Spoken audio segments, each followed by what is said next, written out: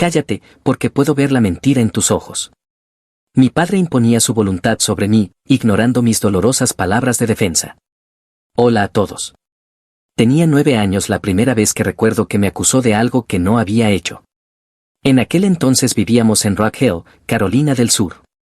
Era una de esas tardes a finales del verano, cuando el calor se sentía denso en el aire y todo parecía moverse con lentitud.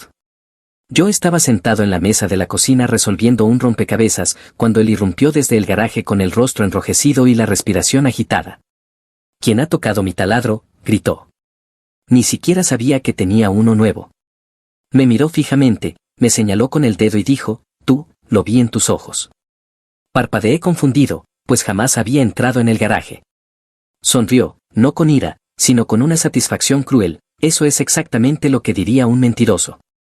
Mi madre, que estaba junto a la estufa, ni siquiera se volvió, simplemente murmuró, «No lo empeores». Desde ese día se instauró un patrón. Algo se perdía, alguna herramienta desaparecía, el termostato cambiaba de temperatura, las llaves del coche se extraviaban, y siempre era yo el culpable. No importaba si tenía una coartada, no importaba si estaba en otra habitación, él insistía en que lo veía en mi rostro, que escuchaba la culpa en mi voz. Mis negativas, para él, solo confirmaban mi supuesta mentira.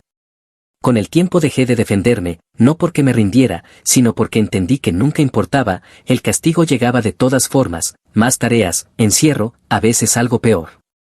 Una vez me obligó a pasar la noche entera en el cobertizo del patio trasero, durante una tormenta, porque según él, un mentiroso necesita silencio para reflexionar sobre lo que ha hecho. Y mi madre jamás me defendió. Nunca. Ella decía que yo lo provocaba, hablas con un tono, o, no pongas los ojos en blanco, o lo peor de todo, es tu padre. Aprendí a encogerme, hablé cada vez menos, dejé de reaccionar, pero tampoco sirvió. Mi silencio, según él, era calculado, una pose de inocencia, y se enfurecía aún más cuando callaba que cuando suplicaba. La situación empeoró en la secundaria. Estaba castigado tan a menudo que mis amigos dejaron de invitarme a salir. Ni siquiera trataba de justificarme ante los profesores por no entregar las tareas a tiempo. Los castigos empezaron a afectar también mi vida escolar, me quitaba la mochila, rompía mis cuadernos de dibujo, tiraba a la basura cualquier cosa que me importara. Lo más extraño era que, fuera de la casa, todos lo adoraban. Entrenaba al equipo infantil de béisbol, llevaba donas al día de orientación profesional en mi escuela, hacía bromas, me abrazaba en público, y dentro de casa volvía a hacer frío, como si se accionara un interruptor. Cuando tenía 13 años le oí decirle a mi tío que yo tenía una vena manipuladora, que ya estaba jugando la carta de víctima. Mi tío se rió y respondió, de tal palo, tal astilla. Sentí náuseas. A los 16 años las cosas alcanzaron un punto de quiebre. Mi padre afirmó que yo había tomado $200 de su billetera. Ni siquiera sabía que tenía tanto dinero en efectivo. Le supliqué que me creyera, le ofrecí registrar mi cuarto, mi ropa, incluso vaciar mi mochila delante de él. Pero respondió, eso es lo que haría un niño culpable, ofrecer ayuda demasiado rápido. Me castigó un mes, me quitó el teléfono, la puerta de mi habitación, todo. Lloré 2 días seguidos. Y mi madre, en lugar de apoyarme, me dijo, ¿por qué sigues poniéndote en esas situaciones? Entonces tomé una decisión, iba a demostrar la verdad de alguna manera. Ahorré durante 3 meses, corté césped, limpié garajes de los vecinos, incluso vendí algunos de mis cuadernos de dibujo viejos. Al final conseguí lo suficiente para comprar una grabadora de voz barata. Parecía una memoria USB y podía ocultarla en mi bolsillo sin que nadie lo notara. Empecé a grabarlo todo. Al principio no obtuve nada útil. Mi padre tenía un sexto sentido para mantenerse justo dentro del límite, decía cosas terribles, pero no lo suficiente como para que otros me creyeran si lo reproducía. Hasta que una noche, sin darme cuenta, dejé la grabadora encendida cuando bajé a cenar. Estaba escondida en el bolsillo de mi sudadera, ya grabando, y no sabía que estaba a punto de captar las 2 horas más decisivas de mi vida. Nos sentamos a la mesa, mamá había preparado pastel de carne. Le pasé el ketchup, todo parecía normal. Luego se levantó, salió de la habitación y regresó con un plato roto en la mano. ¿Quién hizo esto?, dijo, sosteniéndolo como si fuera un arma humeante. Negué con la cabeza, yo no. Sonrió con aquella mueca soberbia tan conocida y añadió, lo vi en tus ojos en el instante en que entré. Le juré que no lo había hecho. Eso es exactamente lo que diría un mentiroso, respondió con calma, y enseguida alzó la voz, tu actitud es agotadora, eres un parásito en esta casa. Mi madre se levantó, empezó a recoger los platos como si nada ocurriera. Sentí calor, mareo, el corazón golpeándome en los oídos.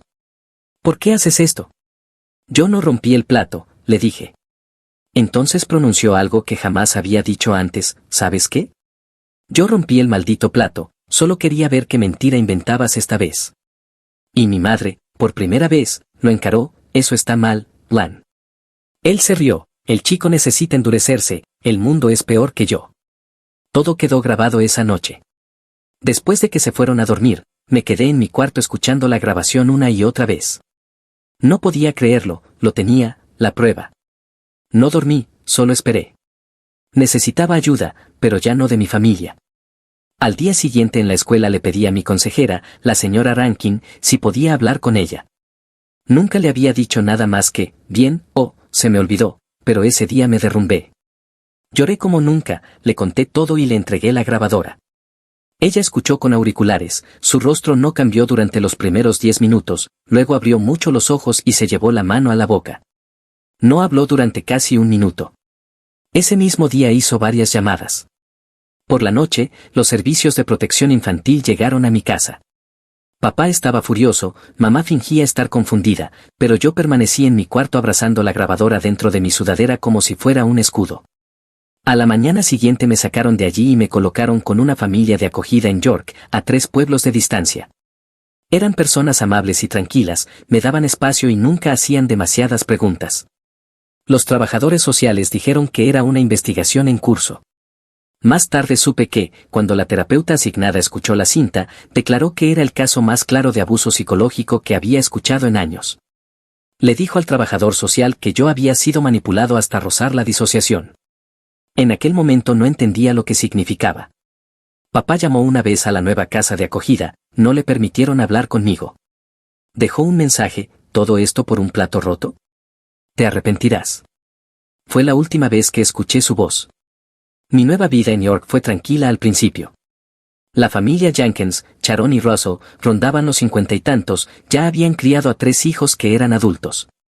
Vivían en una casa de una sola planta, de ladrillo, que olía a café y a cera para madera. Su perro Max, un viejo Golden Retriever perezoso, me seguía a todas partes como si ya fuera parte de la familia.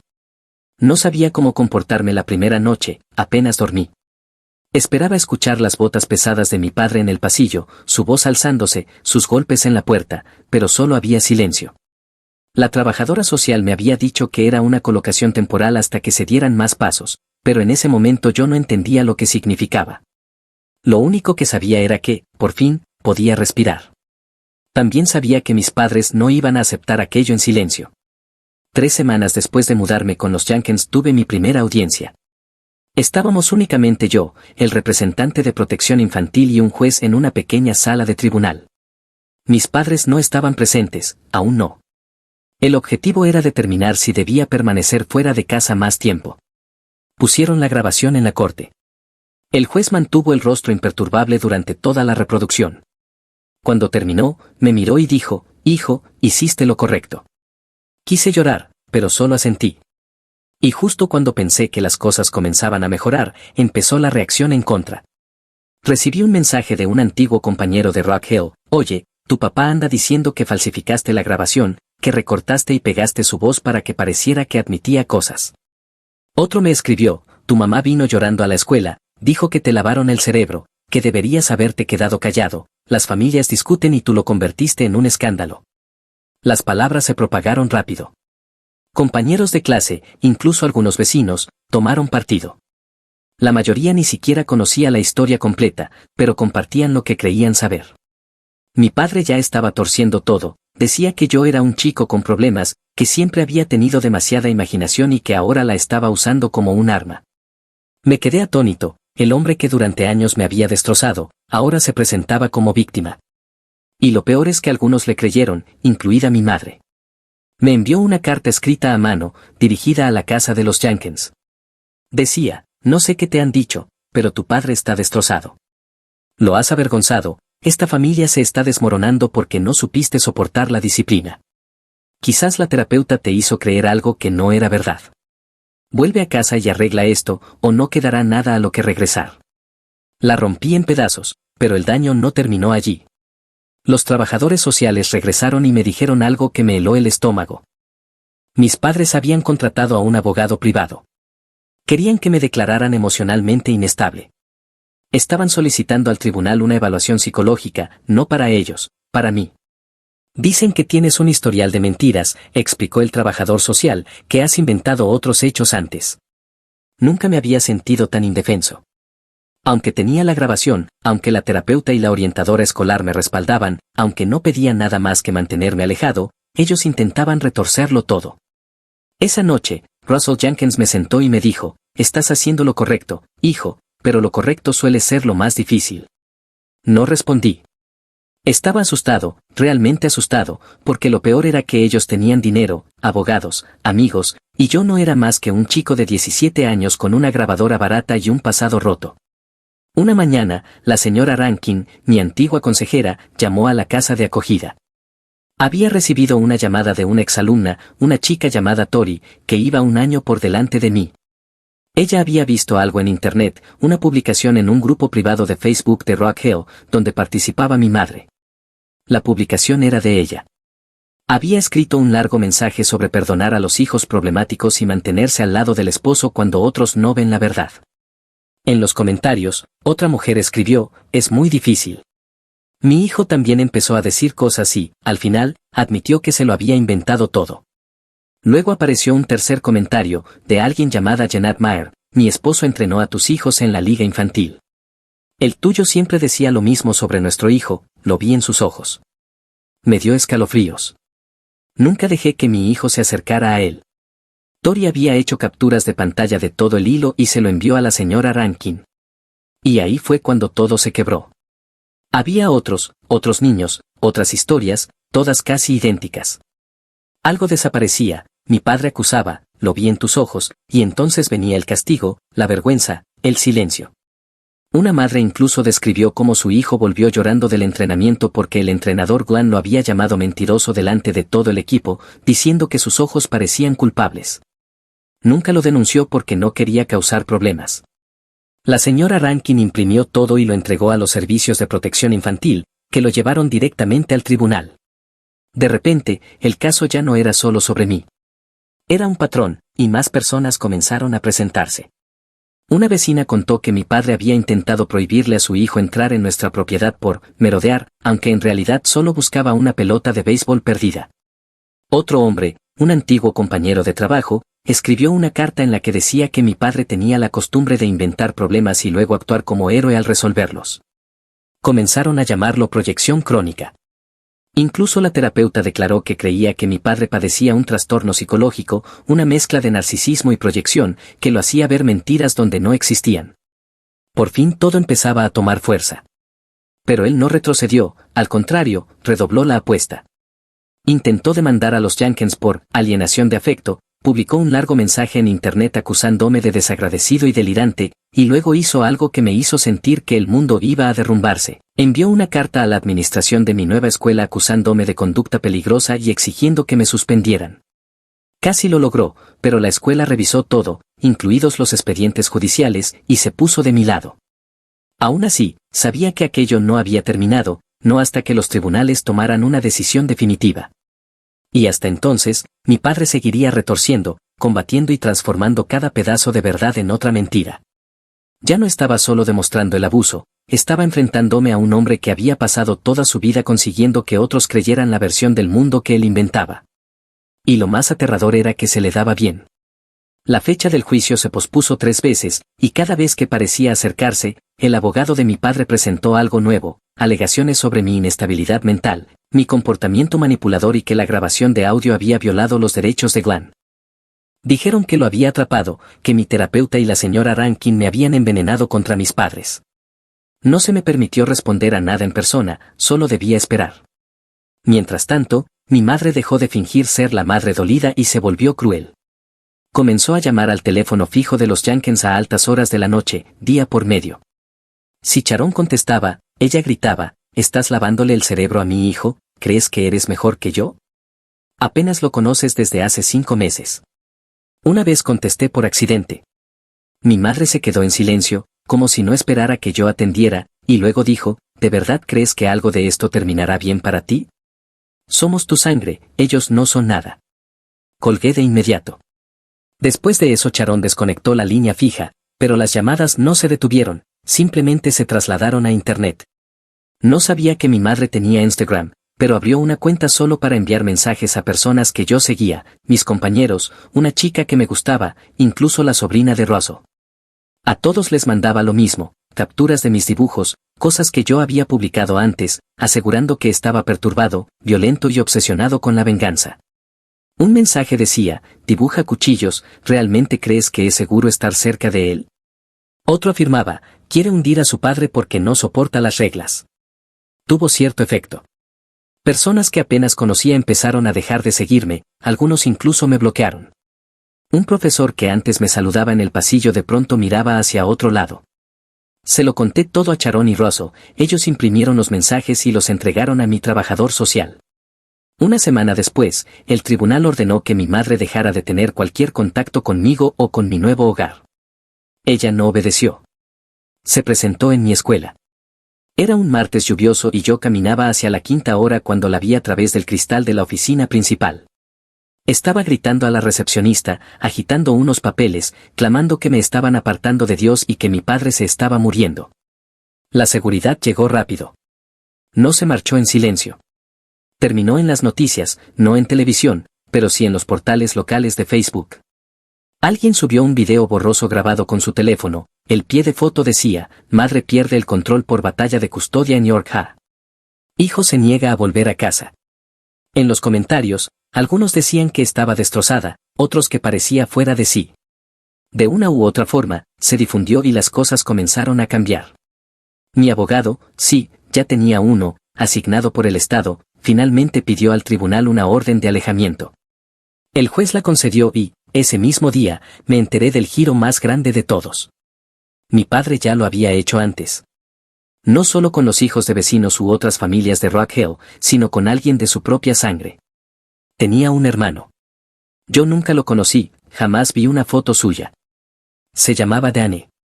Mi trabajador social lo localizó después de que la noticia de la audiencia apareciera en foros de historia familiar. Resultó que Danny había abandonado el hogar a los 16 años. Desapareció y nunca volvió a hablar con mi padre. Se cambió el apellido, se mudó a Ohio. Sharon me llamó a sentarme y me dijo, quiere hablar contigo, si estás listo. Yo no lo estaba, pero aún así dije que sí. La llamada fue breve pero contundente. Me contó que mi padre le había hecho lo mismo. Las mismas palabras, lo vi en tus ojos. Nunca lo olvidaré, dijo Danny. Me acusó de robar la colección de monedas de nuestro abuelo.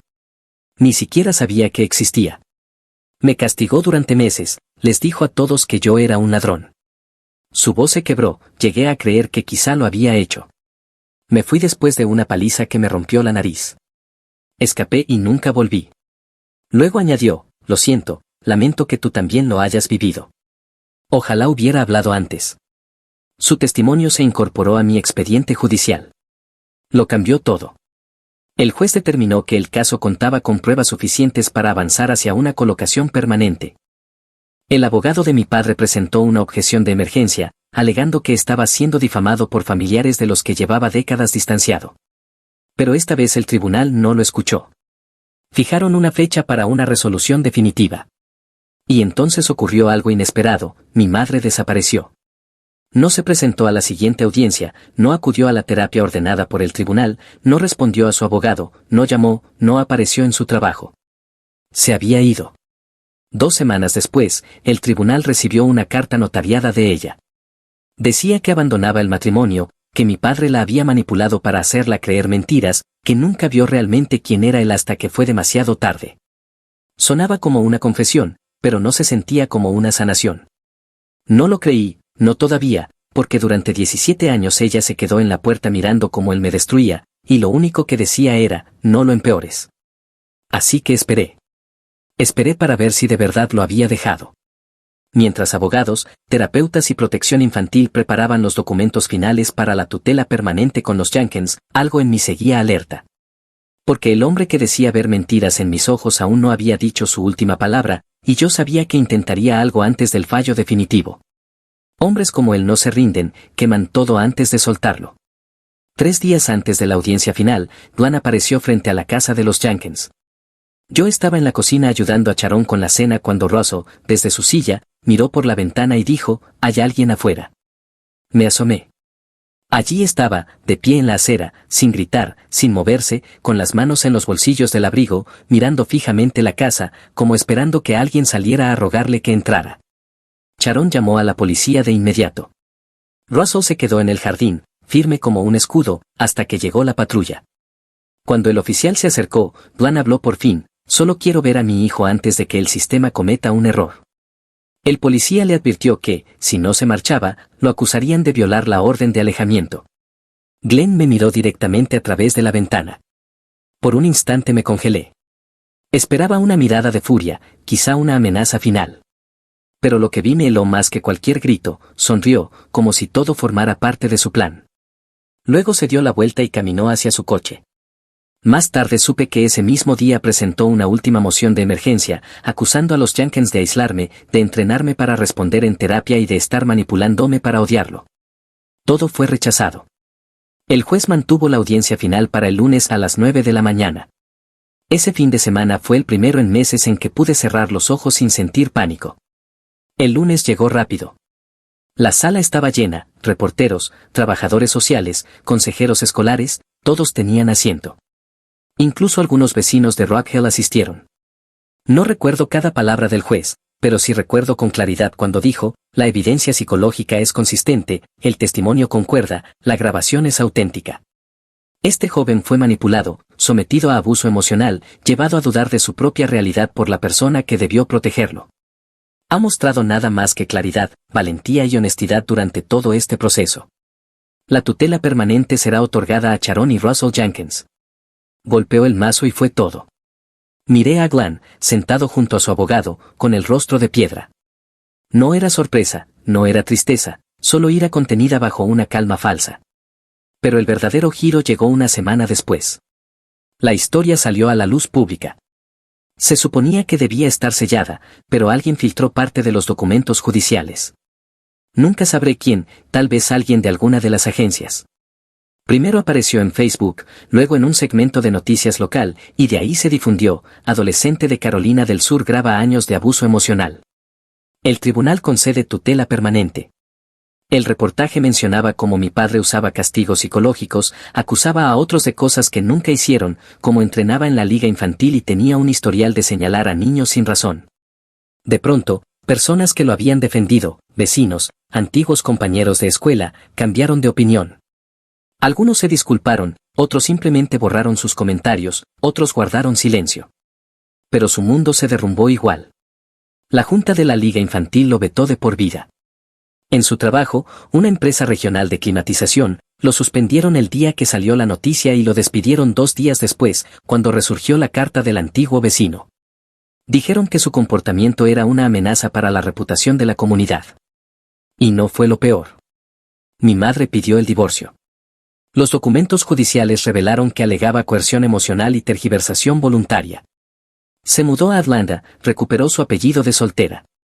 Envió una última carta a la casa de los Jenkins. Decía, debí haberlo visto antes. Le tenía miedo y dejé que ese miedo se convirtiera en silencio. Ahora veo lo que te costó. Sé que nunca volverás a confiar en mí, pero lo lamento tanto. No respondí. No por odio, sino por agotamiento. No me quedaba espacio para cargar con su culpa además de mi propia sanación. Glenn se negó al principio a firmar los papeles de divorcio, hasta que el tribunal lo obligó. Lo último que supe fue que se mudó solo a un motel en las afueras de Florence. 1 año después del fallo final recibí una carta sin remitente. Era de él. Dentro, solo una hoja con unas pocas palabras, mentiste. Siempre fuiste bueno para mentir. Recuerda que eso está en tu sangre. La rompí y la quemé en el fregadero. Fue la última vez que supe de él. 2 años después me gradué de secundaria. Los Jenkins estaban en la primera fila, llorando. Sharon me regaló un álbum con recuerdos de mi tiempo con ellos. Mi terapeuta también estuvo presente. Incluso la señora Rankin condujo desde Rock Hill para verme. Después de la ceremonia, Russell me apartó y me dijo, no solo sobreviviste, hijo, ganaste. Y le creí, porque por primera vez en mi vida, la voz en mi cabeza no sonaba como la de Glenn, sonaba como la mía. Y por fin supe quién era. No lo que alguien decía ver en mis ojos, sino lo que yo veía cuando me miraba al espejo, no un mentiroso, no un ladrón, no un parásito, solo un chico que se negó a permanecer en silencio. Y eso, al final, fue como recuperé mi vida. Actualización final, 3 años después. Hola a todos. Mi vida ya no se mide por el miedo. Vivo en una pequeña ciudad universitaria, a 2 horas de York. Estudio psicología porque quiero entender, con rigor y compasión, lo que significa romper un ciclo de abuso y cómo acompañar a otros a hacerlo. Sigo visitando a los Jenkins los fines de semana, para mí ya no son una familia de acogida, son mi familia. Russell aún me llama hijo y Sharon me abraza como si nunca hubiera habido un vacío que llenar. A veces me encuentro con ecos del pasado, un ruido en el pasillo, una mirada dura en la calle, y la memoria regresa como un relámpago. Pero ya no me domina. Aprendí que las cicatrices no desaparecen, se transforman en recordatorios de que sobreviví. La voz de Glenn ya no tiene lugar en mi mente. Si aparece, se ahoga bajo las mías, firmes, claras, libres. Mi madre nunca volvió a buscarme. Su silencio es ahora un espacio que decidí no llenar. Entendí que el perdón no siempre se da a otra persona, a veces es elegir no cargar con lo que no es tuyo. Y yo me perdoné a mí mismo por haber creído, durante tanto tiempo, que merecía aquel dolor. De Glenn sé poco. Alguien dijo que se mudó otra vez, que vive solo. No le guardo odio.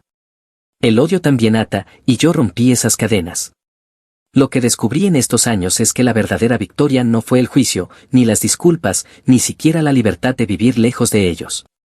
La victoria fue mirar hacia atrás sin quedarme atrapado allí.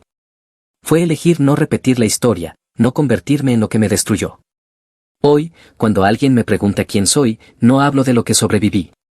Hablo de lo que elijo ser, un hombre que encontró en la verdad su refugio, en la compasión su fuerza, y en el silencio, ya no impuesto, sino elegido, la paz para seguir adelante. Historia 2. La casa se está incendiando.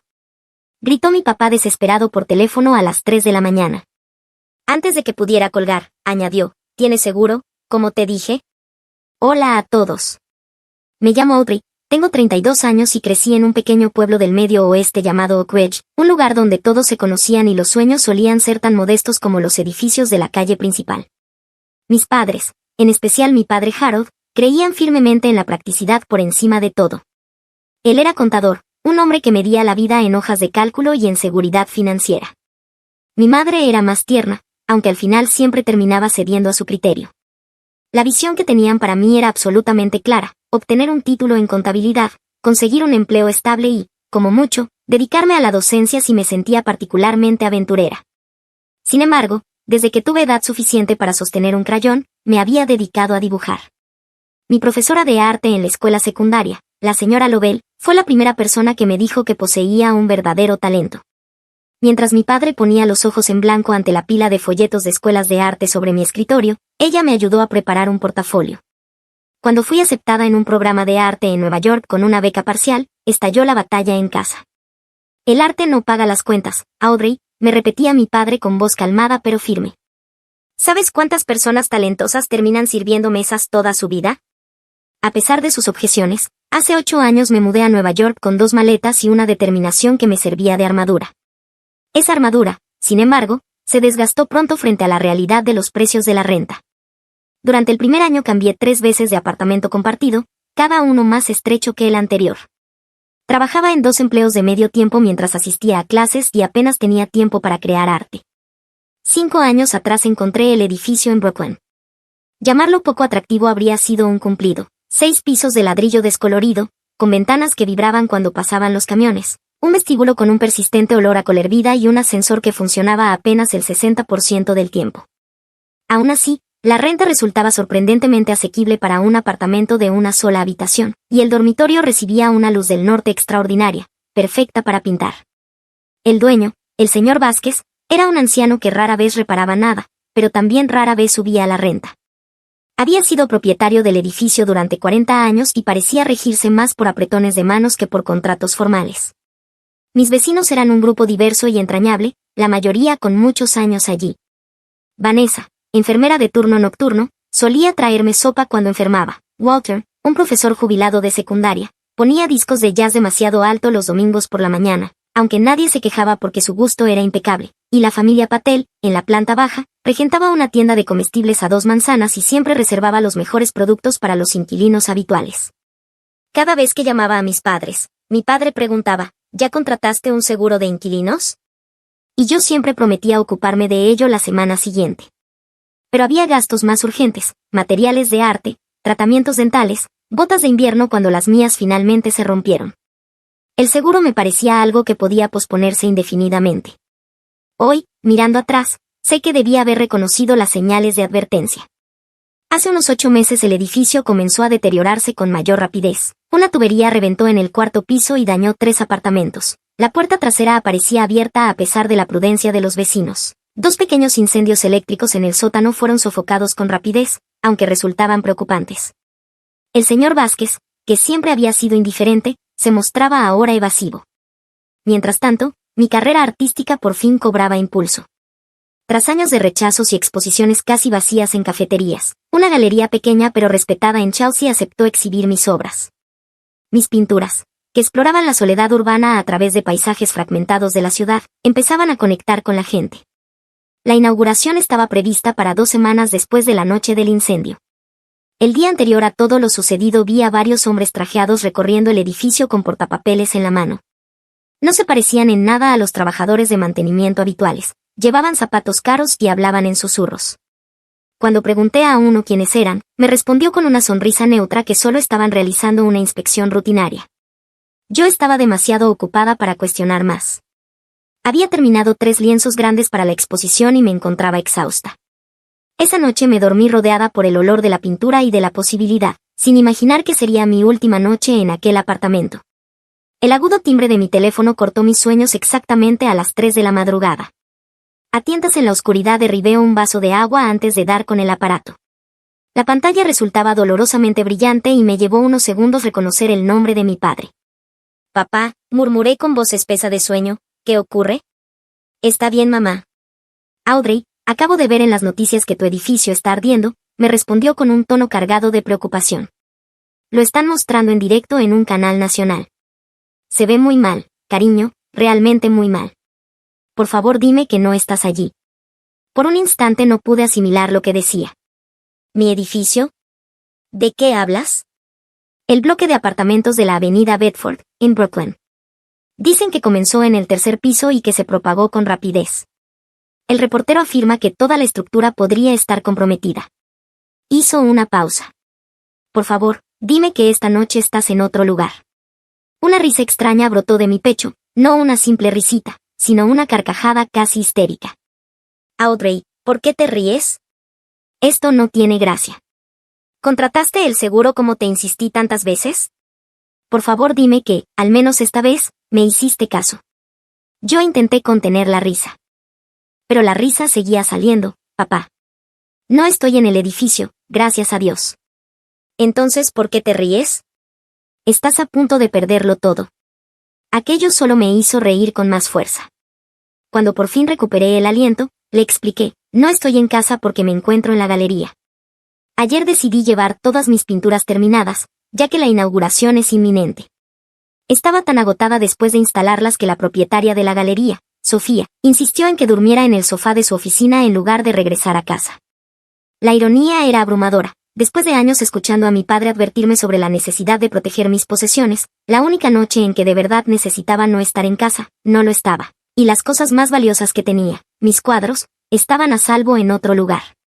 Mi risa se desvaneció de golpe cuando un pensamiento horrendo me atravesó. Papá, debo irme. Mis vecinos, necesito asegurarme de que todos hayan salido. Colgué antes de que pudiera responder y marqué el número de Vanessa. No contestó. Intenté con Walter. Tampoco hubo respuesta. El pánico crecía dentro de mí. Pedí un coche por aplicación, me calcé a toda prisa y salí sin cambiarme la ropa manchada de pintura que llevaba del día anterior. 20 minutos después el vehículo me dejó a una manzana de mi edificio, porque las barricadas policiales impedían acercarse más. La escena era caótica y aterradora. Las llamas aún eran visibles en los pisos superiores y lanzaban chispas contra el cielo nocturno. Camiones de bomberos ocupaban la calle, con sus luces pintándolo todo de un rojo intermitente. El agua de las mangueras corría por las cunetas arrastrando ceniza y restos quemados. Me abrí paso entre la multitud, escaneando rostros en busca de alguien conocido. El primero que vi fue a Walter, envuelto en una manta de la Cruz Roja, con el cabello blanco revuelto y el rostro tiznado de hollín. Discutía con un paramédico que insistía en revisar sus niveles de oxígeno. Walter, grité corriendo hacia él, ¿estás bien? ¿Dónde están los demás? Se volvió hacia mí y su rostro se iluminó con alivio. Audrey, pensábamos que seguías dentro. Aún no han terminado de registrar todos los apartamentos. Mi corazón se hundió. ¿Quién falta? Los Patel y Vanessa ya están a salvo, están allí, señaló hacia la familia que se acurrucaba junto a una ambulancia. Vanessa trabajaba esta noche, por suerte. Pero todavía no han encontrado a la pareja del 6B ni al estudiante del apartamento junto al tuyo. Pasé la siguiente hora en agonía, observando a los bomberos entrar y salir del edificio. La jefa de bomberos, una mujer de semblante severo pero mirada bondadosa, se acercaba con actualizaciones. Estamos realizando una búsqueda exhaustiva. El fuego parece haberse iniciado en un cuarto de mantenimiento en el tercer piso. El cableado antiguo del edificio puede haber influido.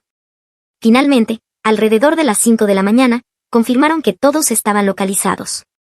La pareja del 6B se había quedado con familiares y el estudiante estaba en casa de su novia. Nadie resultó gravemente herido, aunque varias personas, incluido Walter, recibieron tratamiento por inhalación de humo. Con la llegada del amanecer, la jefa de bomberos nos reunió a algunos y habló en voz baja. No quiero especular, pero hay aspectos de este incendio que resultan inquietantes. El punto de origen y la velocidad de propagación sugieren una posible manipulación. Realizaremos una investigación completa. Sus palabras quedaron suspendidas en el aire mientras intentábamos asimilar lo que insinuaban. ¿Podría alguien haber provocado deliberadamente el fuego?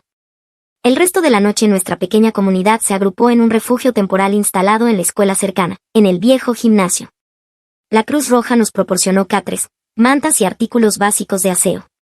Vecinos que apenas se habían saludado antes compartían ahora historias y preocupaciones. Algunos lloraban abiertamente, otros permanecían en un silencio aturdido. Yo me encontraba en un estado emocional extraño. Sentía dolor genuino por nuestra pérdida común y temor por el futuro de todos, pero también un innegable alivio porque mis pinturas estaban a salvo. Ese alivio me trajo una aplastante culpa. ¿Cómo podía experimentar algo positivo cuando tantos habían perdido todo? Me acurruqué en un catre sin poder dormir. El teléfono no dejaba de vibrar, mensajes de amigos que habían visto la noticia, de Sofía preguntando si estaba bien, y de mis padres, que debatían si conducir de inmediato hasta Nueva York. Cuando salió el sol decidí llamar de nuevo a mi padre. Estoy a salvo, le aseguré, todos salieron con vida, gracias a Dios. Él suspiró con fuerza. Pero, Audrey, todo lo que tenías estaba en ese apartamento. Por favor dime que al menos habías contratado un seguro de inquilinos. La pregunta que había evitado durante años ya tenía respuesta. No, papá. Nunca llegué a hacerlo. Su silencio lo dijo todo. Yo aguardaba la reprimenda, él te lo advertí, pero en cambio solo volvió a suspirar y dijo, ya lo resolveremos. Tu madre y yo te ayudaremos en lo que podamos. Al terminar la llamada, miré de nuevo hacia la escuela donde mis vecinos empezaban a desperezarse. Fuera lo que viniera, sabía que nuestras vidas habían cambiado de manera radical durante aquella noche. A las 8 de la mañana la mayoría estábamos reunidos frente a las barricadas, contemplando los restos carbonizados de nuestro hogar. A la luz del día el daño era aún más evidente. El edificio se erguía como un animal herido, con las ventanas reventadas, la fachada ennegrecida y el agua aún escurriendo entre los ladrillos. El aire olía a ceniza húmeda y plástico derretido. Los bomberos permitieron que pequeños grupos entraran acompañados por escoltas para recuperar algunos objetos esenciales. Cuando llegó mi turno me asignaron a un joven bombero que apenas parecía tener 21 años. Solo podemos permanecer 15 minutos, advirtió con seriedad, y debes tomar únicamente lo absolutamente necesario, documentos de identidad, medicamentos, ese tipo de cosas. Entrar en el edificio fue una experiencia irreal. El vestíbulo, normalmente tenue pero funcional, se había convertido en un pantano de agua y escombros. Subimos por las escaleras, pues el ascensor estaba evidentemente fuera de servicio. Cada piso se veía peor que el anterior y, cuando alcanzamos mi apartamento en la 4ª planta, me preparaba para una devastación total. Sorprendentemente, mi vivienda había sufrido sobre todo daños por humo y agua. El fuego había sido más intenso en los niveles superior e inferior. Aún así, todo estaba arruinado. Mi ropa estaba empapada y apestaba a humo, los libros se habían hinchado con el agua y caído de las estanterías. El sofá, donde había pasado incontables noches dibujando, estaba encharcado y manchado de negro. Tomé mi pasaporte de la caja ignífuga bajo la cama, un disco duro de respaldo con fotografías y una pequeña caja de madera con las pocas joyas heredadas de mi abuela. Cuando estaba a punto de salir, vi mi cuaderno de bocetos sobre la mesa de la cocina, milagrosamente seco bajo un montón de correspondencia. Lo añadí a mi reducido botín de salvamento. Afuera habían llegado peritos de seguros y recogían declaraciones. Uno se me acercó con el portapapeles en la mano. Nombre y número de apartamento, pidió con eficacia. Audrey Wilson, apartamento 4C. ¿Y su aseguradora? Dudé. No tengo seguro de inquilinos. Su expresión cambió de profesional a compasiva. Entiendo. Debe saber que, sin seguro, no tendrá derecho a asistencia inmediata de vivienda ni al reembolso por bienes perdidos. Puede consultar con FEMA y con organizaciones locales de ayuda en desastres. Se marchó a entrevistar al siguiente vecino. En ese momento apareció Vanessa a mi lado. Había venido directamente de su turno en el hospital, todavía con el uniforme, los ojos rojos por el llanto o por el cansancio, probablemente por ambos. ¿Has oído lo que la gente comenta?, preguntó en voz baja. ¿Sobre qué? Sobre el señor Vázquez. Nadie lo encuentra y, al parecer, ya no es el dueño del edificio. Lo vendió hace 3 meses. Aquello era una sorpresa para mí. ¿A quién se lo vendió? A una empresa llamada North Star Development. Dicen que llevan tiempo comprando edificios viejos por todo Brooklyn. Mientras hablábamos, las piezas empezaban a encajar, el aumento de incidentes en el inmueble, los misteriosos inspectores, la conducta evasiva de Vázquez. Una sensación nauseabunda se instaló en mi estómago. Para el mediodía, un grupo de inquilinos nos habíamos reunido en una cafetería frente al edificio. Alguien había creado un chat para compartir información y los rumores se multiplicaban. Walter, recién dado de alta del hospital, se nos unió con noticias concretas. Hablé con mi sobrino, que trabaja en bienes raíces, dijo con voz aún áspera por el humo. North Star Development tiene cierta reputación. Compran edificios antiguos en zonas en proceso de gentrificación, luego ocurren incendios misteriosos y, de repente, consiguen demolerlos para construir condominios de lujo. Eso es ilegal, protesté. No pueden simplemente incendiar un edificio con gente dentro. Claro que es ilegal, convino Walter, pero resulta difícil de probar. Son cuidadosos. Hacen que los fuegos empiecen en zonas desocupadas, normalmente de noche, cuando la mayoría estaría despierta para oler el humo. No intentan matar a nadie, solo destruir la propiedad. Como si el destino nos escuchara, un joven se acercó a nuestra mesa. Era alto, con cabello rizado y gafas, y llevaba una bandolera con el logo de un sitio web local de noticias. Disculpen, dijo, soy Derek Sullivan, reportero de Brooklyn Daily. Estoy cubriendo el incendio y quisiera hacerles algunas preguntas. Al principio dudamos, la mayoría seguíamos conmocionados. Pero Derek parecía sinceramente preocupado y Walter opinó que la atención mediática podría protegernos. Así, uno por uno compartimos nuestras experiencias y sospechas. No es la primera vez que oigo hablar de North Star, admitió Derek tras escucharnos. Ha habido al menos otros 3 incendios sospechosos en propiedades suyas durante los últimos 2 años. Nada se ha probado, pero el patrón es inquietante. Nos mostró la investigación que ya había recopilado sobre la compañía. North Star pertenecía a una corporación mayor, que a su vez era propiedad de un fondo de inversión. Esa red de tenencia hacía difícil identificar quién tomaba realmente las decisiones. Mientras conversábamos, sonó mi teléfono. Era Sofía, de la galería.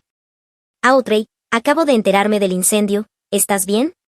Estoy bien, la tranquilicé, recuerda que estaba en la galería cuando todo ocurrió. Menos mal. Escucha, sé que es un momento terrible, pero quería decirte que la exposición sigue en pie. De hecho, varios coleccionistas ya han mostrado interés tras ver tu obra durante el montaje. Una pequeña chispa de esperanza prendió en mi interior. Mi arte estaba a salvo y la exposición tal vez sería un éxito. Me sentía culpable por pensar en mi carrera en medio de aquella devastación, pero era el único punto de luz en un día devastador. Al colgar levanté la vista y vi a mi padre entrando en la cafetería. Me encontró enseguida y vino hacia mí con el rostro marcado por una mezcla de alivio y preocupación. Había conducido toda la noche desde Ohio para alcanzarme. Audrey, dijo, me atrajo hacia un abrazo fuerte. Necesitaba ver con mis propios ojos que estabas bien. Por un momento volví a ser simplemente su hija, agradecida por su presencia sólida. Luego se apartó y emergió su lado práctico. Ya he llamado para preguntar por opciones de vivienda temporal y traje algo de ropa y artículos básicos para ti. Echó un vistazo a mis vecinos. ¿Has empezado a presentar reclamaciones de seguro? Papá, dije en voz baja, te dije que no tengo seguro. Su expresión se endureció, pero asintió. De acuerdo. Ya lo resolveremos. Lo importante es que estás a salvo. A lo largo del día, nuestro grupo de inquilinos se fue organizando más. Alguien inició una hoja de cálculo con recursos y contactos, otro creó una página de recaudación de fondos. Derek prometió investigar a North Star con mayor profundidad y ponernos en contacto con otros inquilinos de edificios con experiencias similares. Al caer la tarde tuvimos nuestro primer contacto directo con North Star. Una representante llamada Eliza Burke llegó a la cafetería, impecable en un traje pantalón que probablemente costaba más que 3 meses de mi alquiler. En nombre de North Star Development quiero expresar nuestra profunda preocupación por lo sucedido, declaró con suavidad. Estamos trabajando estrechamente con las autoridades para determinar la causa del incendio. Cuando compró su empresa el edificio, preguntó Walter con tono incisivo. Ella esbozó una sonrisa delgada. No estoy autorizada a hablar sobre transacciones específicas, pero puedo asegurarles que North Star está comprometida con la seguridad y el bienestar de todos los residentes. Entonces, ¿por qué no nos informaron del cambio de propiedad?, añadí, ¿y por qué hubo inspectores ayer en el edificio sin previo aviso? Su sonrisa no se movió. No tengo conocimiento de ninguna inspección ayer, tal vez fueran del ayuntamiento. Nadie le creyó, pero carecíamos de pruebas. Al marcharse, entregando tarjetas de presentación, crucé una mirada con Derek. Aquello iba más allá de mi apartamento perdido, se trataba de una explotación sistemática de inquilinos vulnerables y estaba ocurriendo en toda la ciudad. Esa noche, acurrucada en el sofá de la habitación de hotel de mi padre, tomé una decisión. No me limitaría a mudarme y empezar de nuevo en otro sitio. Descubriría qué había sucedido realmente y haría que North Star respondiera, no solo por mí, sino por todos mis vecinos que habían perdido todo. A la mañana siguiente Derek y yo nos reunimos para tomar café antes de que él se dirigiera a la oficina de registros de la ciudad. Había aceptado ayudarme en la investigación, viendo en ello una posible gran historia sobre el patrón de adquisiciones y accidentes en los edificios de la empresa. La clave es encontrar conexiones entre las distintas propiedades, explicó.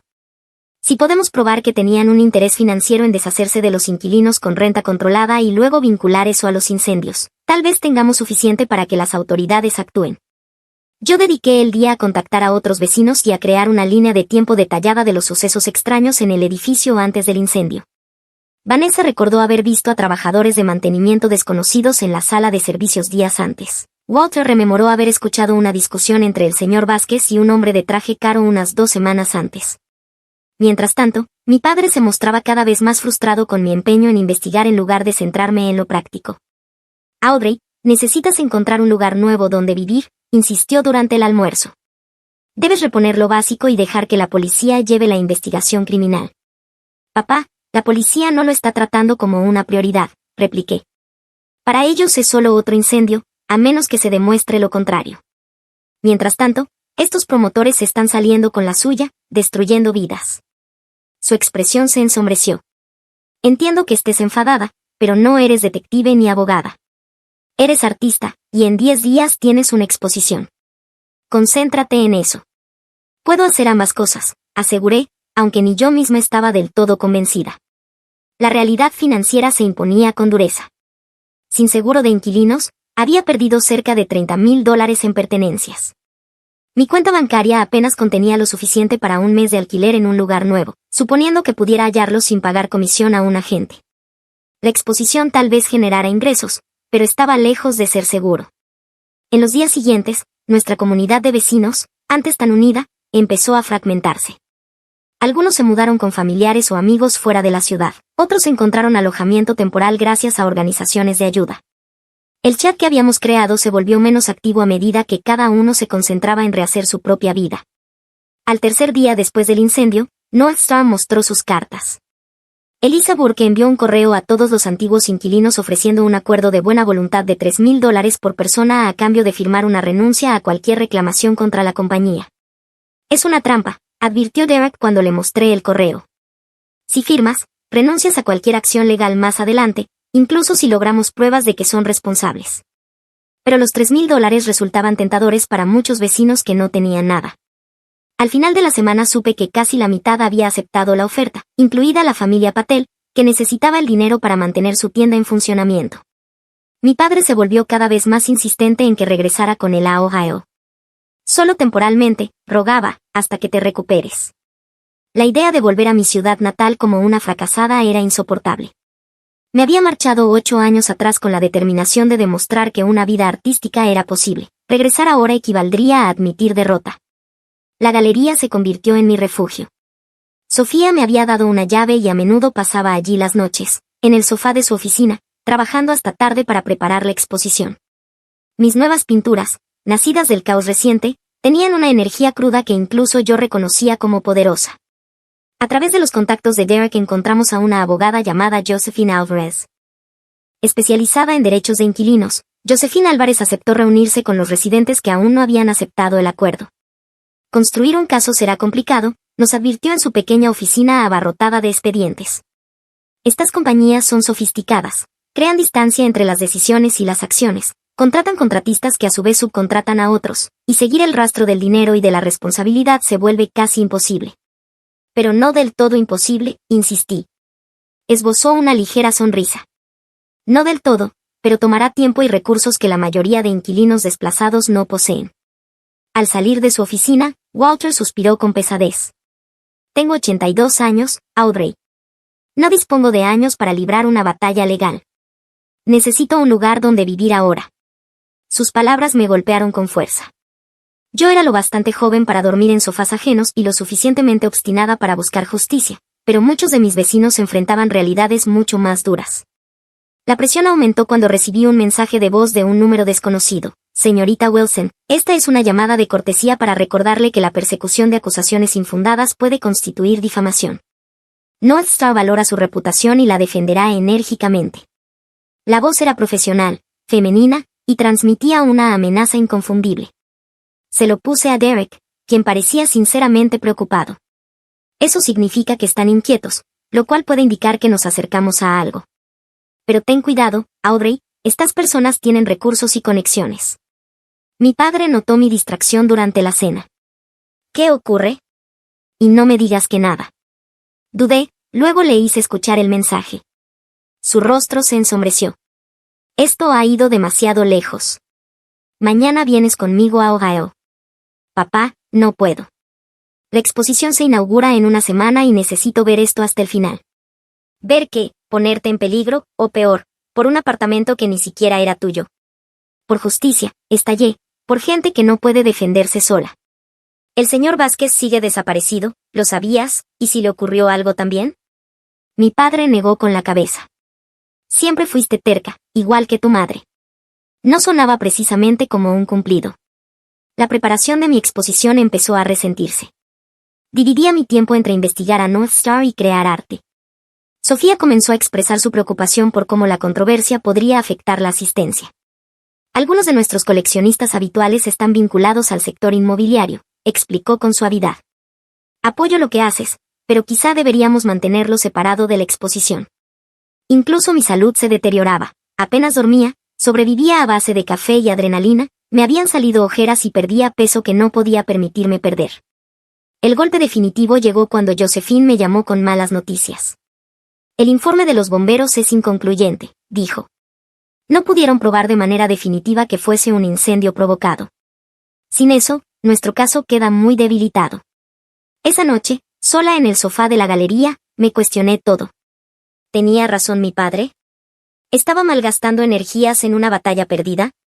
¿No sería mejor aceptar el acuerdo, por modesto que fuese, y empezar de nuevo en otro lugar? Por primera vez desde el incendio, me permití llorar de verdad, no solo por mis pertenencias perdidas, sino por la comunidad dispersada, por la sensación de hogar que nos habían arrebatado y por la impotencia frente a una codicia tan calculada. La noche de la inauguración de mi exposición llegó con una mezcla extraña de emoción y temor. La galería lucía preciosa, mis cuadros iluminados a la perfección, mi nombre en la pared con tipografía elegante. Sofía incluso había conseguido que asistiera un fotógrafo de un reconocido blog de arte. Esto podría ser tu gran oportunidad, me dijo mientras hacíamos los últimos ajustes. Intenta concentrarte en esta noche, aunque solo sean unas horas. Llevaba un vestido prestado y unos zapatos que me apretaban. Mi padre estaba allí, incómodo entre el público artístico, pero firme en su decisión de apoyarme. Había prolongado su estancia en el hotel, reacio a dejarme sola tras aquel mensaje amenazante. Las primeras reacciones a mi obra fueron abrumadoramente positivas. Los críticos elogiaban la crudeza emocional y la exploración sin concesiones del desarraigo. 3 cuadros se vendieron en la primera hora, incluido el mayor, por una suma suficiente para cubrir varios meses de alquiler. Debería haberme sentido eufórica, pero en cambio mis ojos se dirigían a la puerta una y otra vez, medio esperando la llegada de representantes de North Star.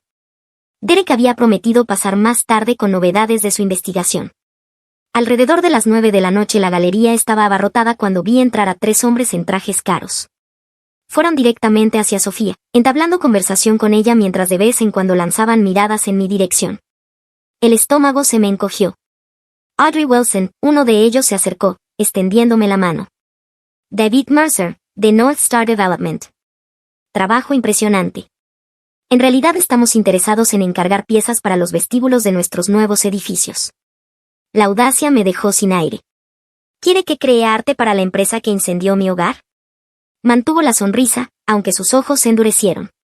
Esa es una acusación muy seria, señorita Wilson, una que podría considerarse difamatoria sin pruebas. Entonces, ¿por qué están aquí?, exigí, consciente de que las conversaciones cercanas se habían apagado. Para apreciar el arte, respondió con suavidad, y quizá para hablar de cómo North Star podría apoyar su carrera. Siempre buscamos invertir en talento local. ¿A cambio de mi silencio? Su sonrisa no se alteró. Me refiero a crear una relación mutuamente beneficiosa. Después de todo, reconstruir una vida y una carrera tras una pérdida tan grande debe ser complicado. Antes de que pudiera responder, mi padre apareció a mi lado. Mi hija no está interesada en su apoyo, dijo mi padre con firmeza. Por favor, disfrute de la exposición y luego déjela en paz. La expresión de David Mercer se enfrió. Señor Wilson, supongo que su hija tiene talento, pero el talento requiere cuidados y estabilidad, algo que nosotros podríamos proporcionarle. Ella no necesita su clase de ayuda, replicó mi padre. Mercer se encogió de hombros. Como desee, pero recuerde, señorita Wilson, que las reputaciones en el mundo del arte son frágiles. Los coleccionistas no aprecian la controversia. Cuando se marcharon, la confrontación ya había sido grabada por varios teléfonos. A la mañana siguiente, el video circulaba en redes sociales acompañado de resúmenes sobre el incendio y acusaciones contra North Star. Mi nombre quedaba públicamente vinculado a las denuncias. El día siguiente trajo tanto oportunidades como amenazas. Vendí 3 cuadros más, gracias al interés por la artista que se enfrentaba a los promotores, pero al regresar al pequeño subarriendo que por fin había conseguido, encontré la puerta entreabierta y mis escasas pertenencias esparcidas por el suelo. Nada de valor había sido robado, pero el mensaje era claro, sabían dónde vivía. Mi padre estaba furioso. Se acabó, hoy mismo vuelves conmigo a casa. Prepara lo que necesites. Por primera vez estuve tentada de aceptar. La intrusión me resultaba más violenta incluso que el incendio. Pero entonces Derek llamó con noticias. Encontré algo, dijo, con la excitación evidente en la voz. Registros de propiedad que muestran que North Star solicitó permisos de demolición para tu edificio 3 semanas antes del incendio. Y, escucha esto, solicitaron permisos de construcción para un nuevo edificio de lujo en la misma dirección una semana antes del fuego. ¿Cómo podrían saber que el inmueble iba a ser condenado, a menos que lo hubieran planeado? Su descubrimiento reavivó mi determinación, aunque la irrupción me había sacudido más de lo que quería admitir. Esa noche mi padre y yo tuvimos nuestra mayor discusión. Esto no es un juego, Audrey, gritó, caminando de un lado a otro en el diminuto apartamento. Estas personas son criminales. Entraron en tu vivienda, ¿qué crees que harán después? Precisamente por eso no puedo detenerme, repliqué. Si cedo, ganan. Seguirán haciéndolo con otros edificios, con otros inquilinos. ¿Y tu vida, tu seguridad, tu futuro, vale esta cruzada arriesgarlo todo? Hay cosas que merecen la pena ser defendidas, papá. Tú me lo enseñaste. Se detuvo, mirándome fijo. Yo te enseñé a hacer práctica, a construir seguridad, no a luchar contra molinos de viento. No, respondí en voz baja, tú me enseñaste a defender lo que es correcto. ¿Recuerdas cuando el banco quiso ejecutar la hipoteca de la granja de los Johnson y los ayudaste con sus finanzas gratis? ¿O cuando declaraste contra tu propio jefe por falsear los libros contables en tu primer trabajo? Él apartó la mirada. Eso era distinto. Arriesgaste tu empleo, tu reputación, porque era lo justo. No arriesgaba mi seguridad, murmuró, pasándose una mano por el cabello con frustración. No quiero verte herida. Lo sé, dije suavemente, pero necesito hacerlo. Se marchó poco después, de regreso a su hotel. Por primera vez desde el incendio, me encontré realmente sola con mis pensamientos. El pequeño apartamento subarrendado se sentía cavernoso y hostil. Tras el allanamiento, cada ruido me hacía estremecer. Alrededor de las 3 de la madrugada, agotada pero incapaz de dormir, me pregunté si mi padre tenía razón. Tal vez estaba siendo ingenuamente idealista, tal vez esta lucha era demasiado grande para mí. Con el amanecer llegó la claridad. Sentada junto a la ventana, observando cómo despertaba la ciudad, revisé la información de ventas de mi exposición. Cada cuadro vendido no solo representaba dinero, sino una conexión. Alguien que había comprendido mi visión y la había valorado lo suficiente para llevarla a su hogar. La revelación me golpeó como un rayo. Mi arte no era solo un camino profesional, era una plataforma, una voz, incluso un arma. Podía contar esta historia a través de mis obras, llegar a gente que jamás leería un artículo sobre derechos de inquilinos o corrupción urbanística. Llamé a Sofía en cuanto comenzó la jornada. Quiero hacer una exposición especial, le expliqué, algo sobre la injusticia en la vivienda y el desplazamiento de comunidades, usando materiales recuperados del edificio. Hubo un largo silencio antes de que respondiera. Eso no es lo que suelen hacer las galerías, Audrey. Lo sé, pero podría ser poderoso y oportuno. Déjame pensarlo, concedió al fin. En cualquier caso, deberías pasar hoy. Tienes más cheques de ventas. El dinero de mis cuadros vendidos me dio un respiro inmediato. Podía permitirme un apartamento algo mejor, materiales de arte y lo básico. Más importante aún, me dio la libertad de rechazar la oferta de North Star cuando aumentaron el acuerdo de buena voluntad a $5,000. Volví a contactar con los vecinos dispersos y propuse un nuevo enfoque. En lugar de luchar solo en los tribunales, lucharíamos en la corte de la opinión pública. Los artículos de Derek ya habían generado interés, pero una instalación artística podía llegar a un público diferente. Muchos eran escépticos, pero Walter me sorprendió con su entusiasmo. A mi edad aprendes que, a veces, el enfoque indirecto es el que mejor funciona, dijo. Golpéales donde no miran. Durante los días siguientes nos reunimos en lo que quedaba de nuestro edificio, recogiendo piezas carbonizadas de la estructura y objetos personales demasiado dañados para usarlos, pero demasiado significativos para tirarlos. Cada fragmento contenía una historia, un pedazo de la vida de nuestra comunidad. Mientras tanto, Derek continuaba su investigación, encontrando conexiones entre North Star y varios funcionarios de la ciudad que habían acelerado la aprobación de sus permisos. También localizó a un ex empleado de la compañía dispuesto a hablar bajo anonimato sobre sus prácticas. Lo llaman desocupación acelerada, nos explicó. Nunca ordenan explícitamente cometer incendios, pero dejan claro que las bonificaciones dependen de que los edificios se vacíen rápido. A medida que nuestro proyecto se difundía, defensores de la vivienda y organizaciones de inquilinos se acercaron para unirse a nosotros. Lo que había comenzado como una lucha personal estaba evolucionando en un movimiento. Una tarde, mientras clasificaba materiales rescatados en mi subarriendo, llamaron a la puerta. Con cautela, tras el allanamiento anterior, miré por la mirilla. Mi padre estaba en el pasillo con una maleta en la mano. Papá, abrí sorprendida, pensé que habías regresado a Ohio. Lo hice, dijo entrando, y después volví. He pedido una excedencia en el trabajo. ¿Por qué? Pregunté.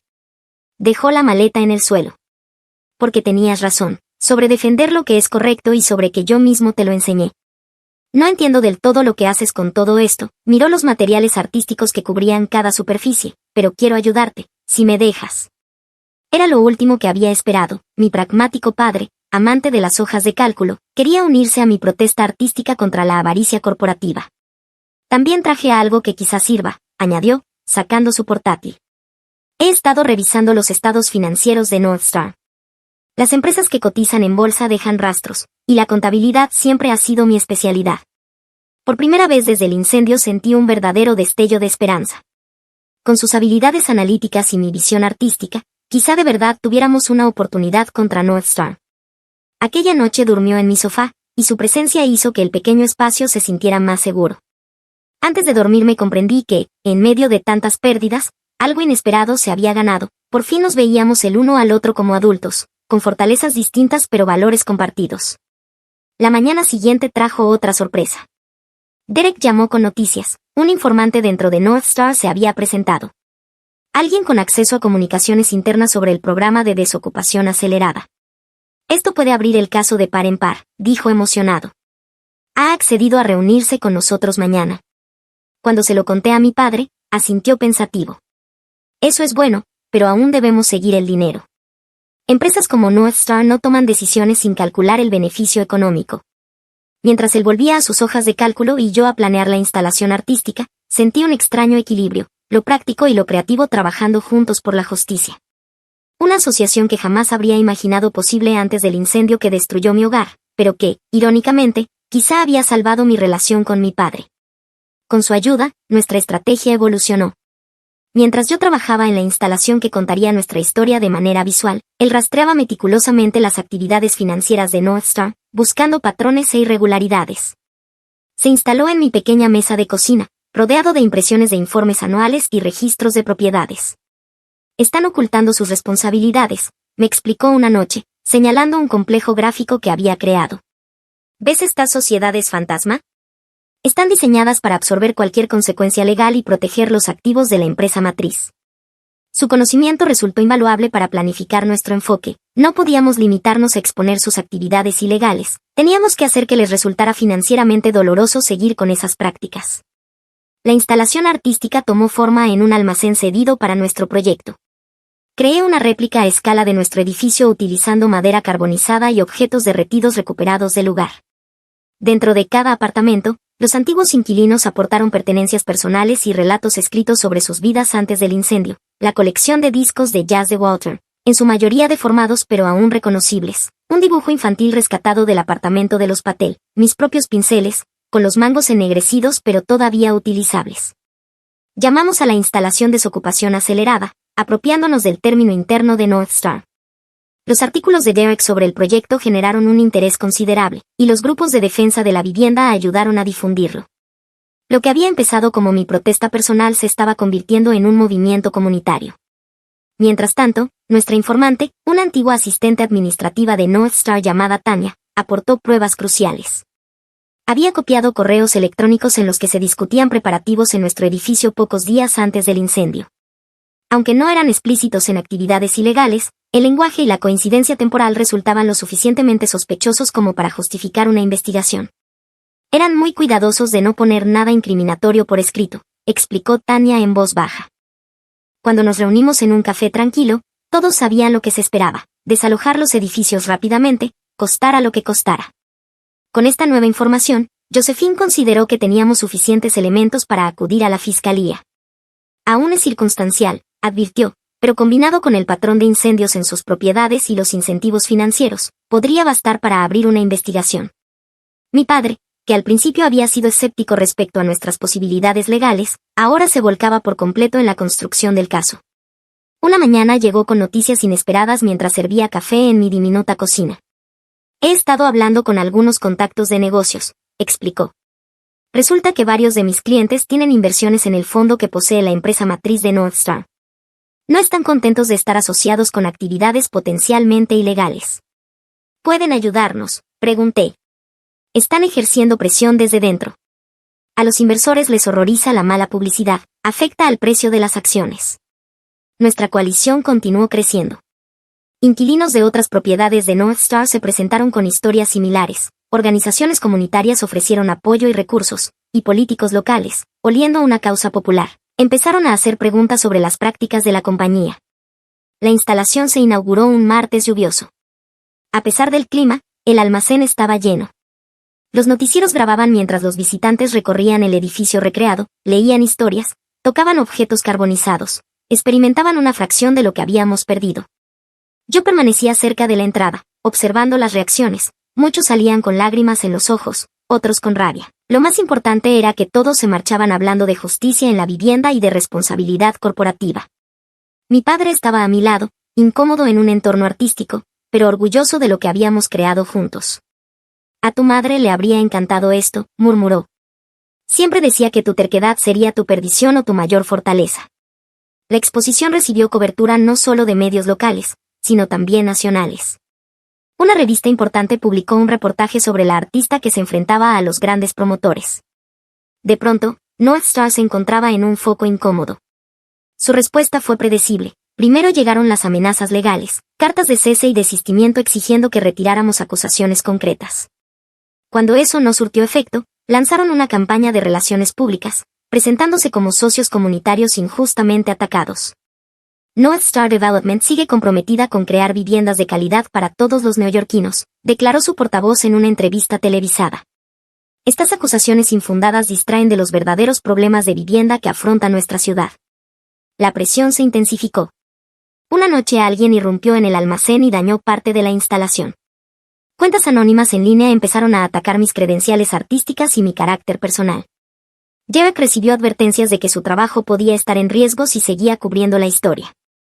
Aún así, mi padre permaneció sorprendentemente firme. Cuando le confesé mis dudas tras el allanamiento, simplemente me dijo, no pelearían con tanta dureza si no estuviéramos tocando un nervio. Nuestra relación personal sanaba mientras trabajábamos codo a codo. Yo aprendía a apreciar su mente analítica y sus principios inquebrantables. Él comenzaba a comprender mi necesidad de expresión creativa y de justicia social. Seguíamos siendo personas distintas, con enfoques diferentes de la vida, pero habíamos encontrado un terreno común en esta lucha. Finalmente, la fiscalía aceptó reunirse con nosotros tras semanas de insistencia. La asistente del fiscal, una mujer seria llamada Gloria Hess, escuchó con atención nuestras pruebas. Esto es preocupante, reconoció, especialmente el patrón a través de múltiples propiedades.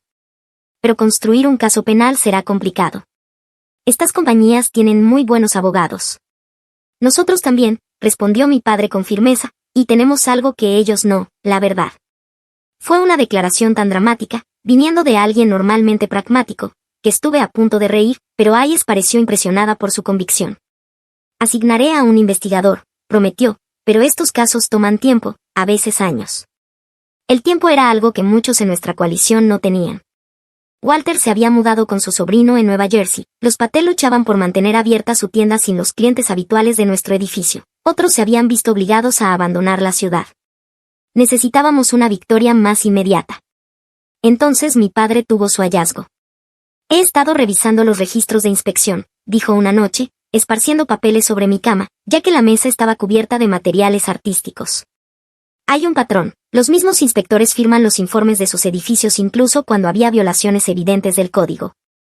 ¿Crees que fueron sobornados? Creo que deberíamos seguir el dinero. Me mostró una hoja de cálculo que rastreaba pagos de una filial de North Star a una empresa de consultoría propiedad del cuñado del subcomisario de edificaciones de la ciudad. Esta revelación dio nuevo impulso a la investigación. Derek comenzó a indagar en los vínculos entre ejecutivos de North Star y funcionarios municipales, y Josephine preparó documentación para un caso de corrupción más amplio. North Star, al percibir el cambio de rumbo, hizo un último intento por silenciarnos. Elisa Burke apareció sin previo aviso en mi subarriendo con una oferta que hacía que los acuerdos anteriores parecieran triviales.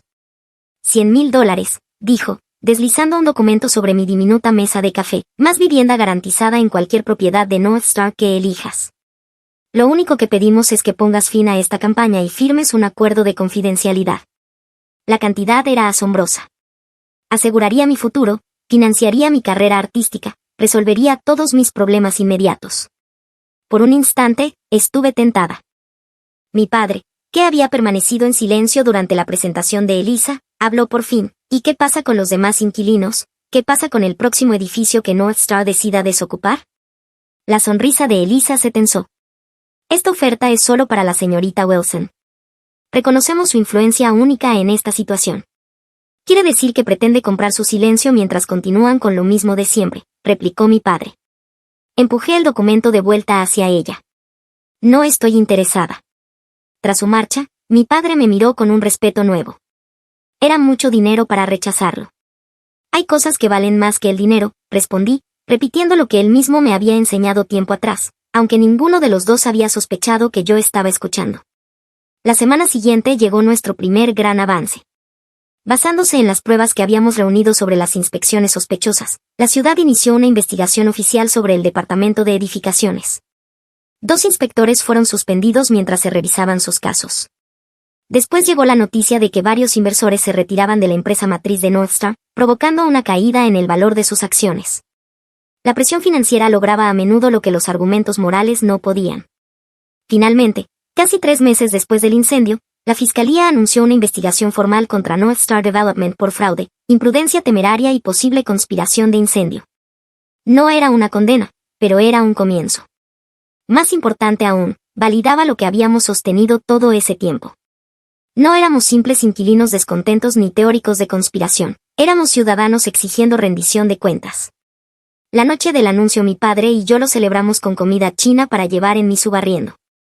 Mientras comíamos de los cartones, sentados en mis muebles de segunda mano, me di cuenta de cuánto había cambiado entre nosotros.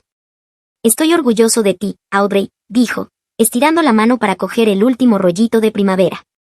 Tu madre siempre decía que tenías fuego en tu interior. Antes me preocupaba, ahora veo que es tu fuerza. No habría logrado nada sin ti, admití.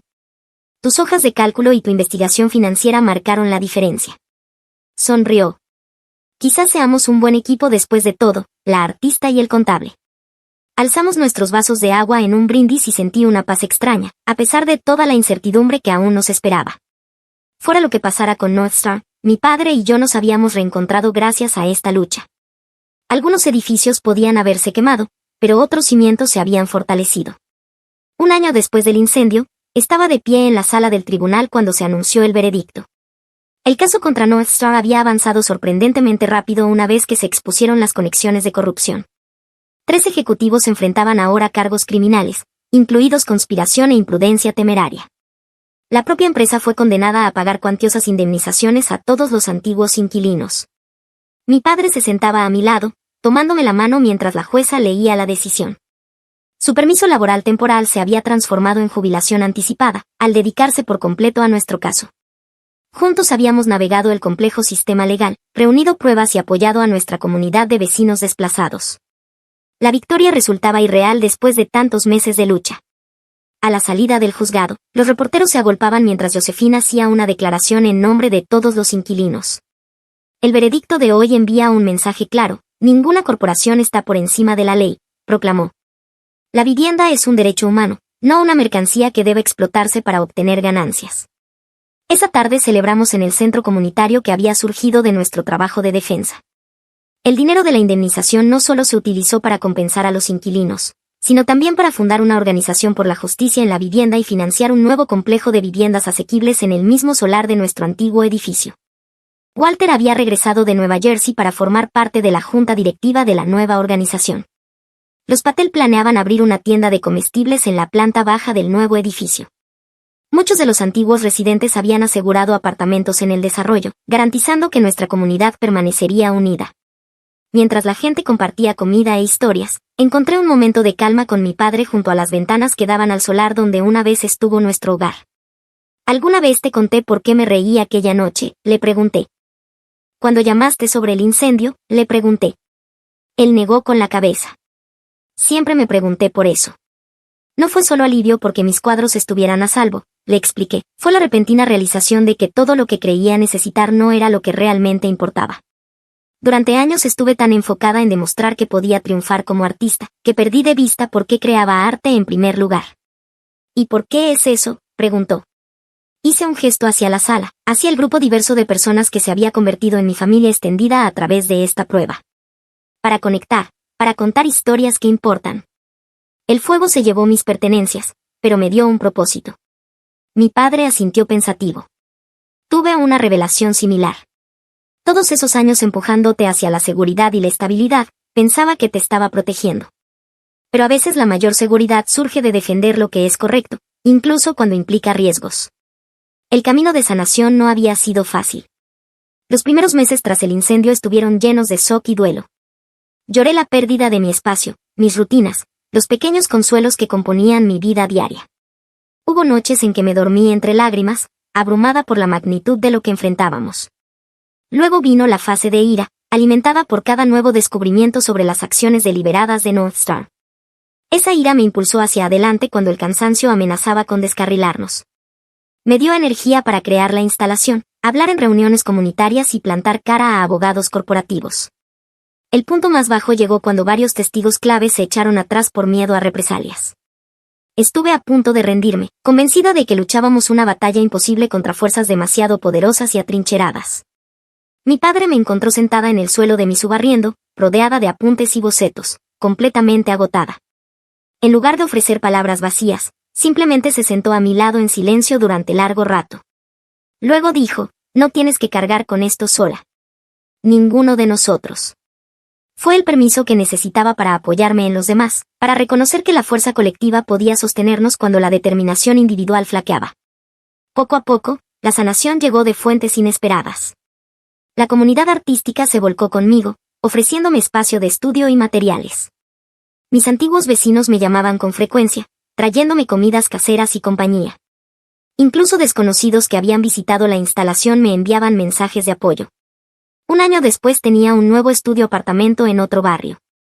Mi carrera artística había florecido, con galerías de todo el país interesadas en mi obra. La instalación había viajado a 3 ciudades, generando conversaciones sobre justicia en la vivienda allá donde iba. Lo más sorprendente era que mi relación con mi padre se había transformado. Aquel hombre que una vez despreció mis ambiciones artísticas como poco prácticas ahora explicaba orgulloso mi trabajo a sus amigos.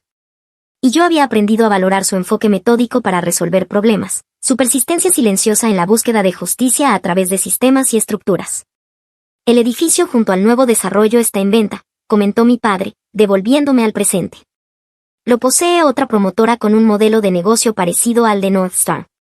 ¿Estás sugiriendo lo que creo que sugieres?, pregunté arqueando una ceja. Esbozó una ligera sonrisa. Solo digo que quizá nuestro trabajo aún no ha terminado. La nueva asociación de inquilinos podría aprovechar nuestra experiencia. Reí de manera genuina. Papá Wilson, guerrero por la justicia en la vivienda, ¿quién lo hubiera imaginado? Yo no, admitió, pero así es con las pérdidas. A veces, al perder lo que creías importante, descubres lo que realmente lo es. Mientras la celebración continuaba a nuestro alrededor, reflexioné sobre la lección más profunda del último año.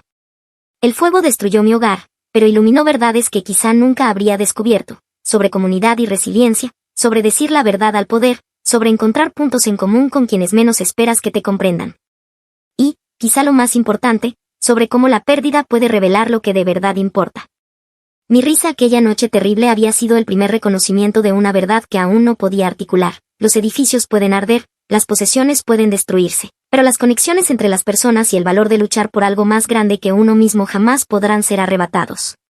Esa noche, observando a esta improbable familia que habíamos formado en medio de la crisis y la lucha, sentí una paz profunda.